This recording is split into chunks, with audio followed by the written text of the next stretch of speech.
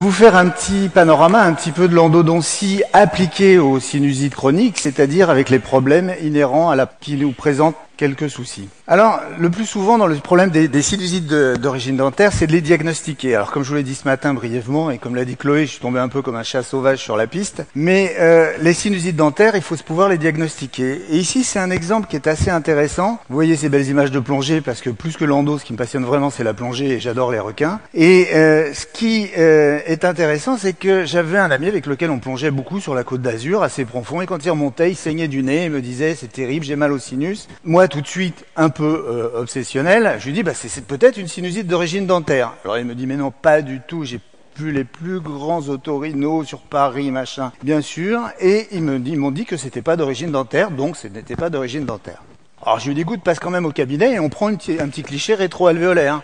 Alors effectivement, toutes les dents étaient parfaitement saines, sauf cette dent de lait qui effectivement n'a pas forcément un bel aspect. Et puis je lui dis, c'est certainement d'origine dentaire. Alors là-dessus, donc je lui prescris un scan. Et le scan, donc 5 ans après ses interventions ORL, puisqu'il a été opéré, vous voyez qu'on lui a enlevé, c'est ce dont vous parlez Jean-François et Christine ce matin, vous voyez qu'on lui a fait une turbinectomie, on a enlevé le cornet, sans faire forcément une ouverture sans faire une méatotomie, comme l'a judicieusement expliqué Christine. Mais le problème n'était pas résolu. Voilà les scanners 5 ans avant l'intervention. 5 ans avant l'intervention, bien sûr, il a une sinusite maxillaire, accentuée à gauche, sinusite ethmoïdale. Si on regarde un peu plus haut, la frontale les sinus frontaux sont également pris.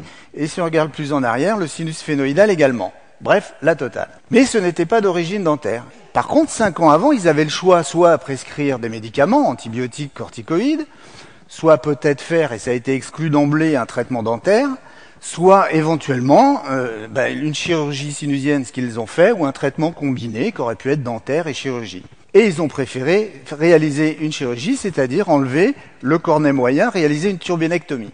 Le résultat est que 5 ans après, l'échec est total. Et qu'effectivement, à chaque fois qu'on remontait de plongée, il saignait, c'était des douleurs terribles, mais c'était un fou de plongée aussi, donc il faisait avec.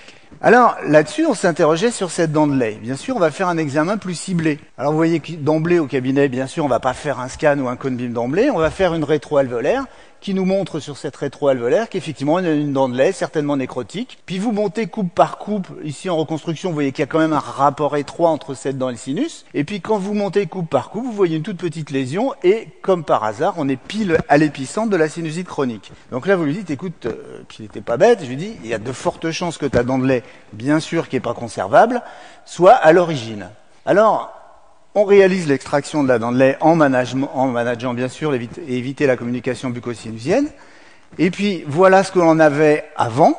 Et regardez 2 ans après, le sinus maxillaire se vide. Le sinus frontal se vide. Et le sinus moïdal se vide. Et ici, vous voyez que le sinus frontal se vide aussi. Et ce cas est intéressant parce qu'il rebondit sur ce que vous a dit Jean-François Papon ce matin, c'est que tous les sinus communiquent et sont en intercommunication. Donc aussi bien dans le sens de la pathologie que de la guérison, où vous voyez tous les sinus, puisque la cause a été supprimée, qui se drainent spontanément. Alors, le problème endodontique, il est finalement relativement simple, c'est rien de nouveau, ce sont les bactéries colonisent l'endodonte.